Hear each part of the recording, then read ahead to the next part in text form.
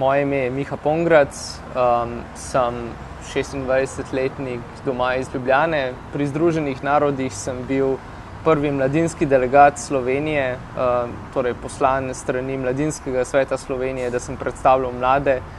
Na nacionalni ravni pa mislim, da je tudi pomembno, da se prepozna, da to institucijo imamo, da se mladinskega delegata vključuje v na nek način procese soodločanja oziroma tudi v kampanje za mlade in da se na ta način mladim omogoči nek uvid v to, kaj je sploh politika na svetovni ravni oziroma kakšne so tiste odločitve, ki jih v njihovem imenu tudi sprejemajo v mednarodni politiki, v tem primeru v OZN-ju.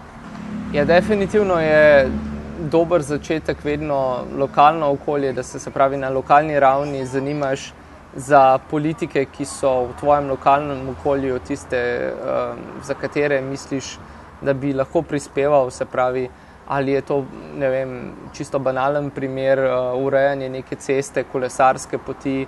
Tu začneš in potem, ko ugotoviš, da se recimo z nekim dialogom da narediti veliko, da se začneš zanimati tudi za širšo raven, se pravi regijo in na nek način potem tudi državo, da spremljaš novice, da spremljaš, kaj se dogaja, da pišeš pisma, da protestiraš na nek način tudi, če ti kakšna stvar ni všeč. Skratka, da se zavedaš, da s tem, ko boš doma recimo na kavču sedel in gledal novice in se pritoževal, kot pravimo, so to kavčari, ne, da s tem ne boš naredil nič.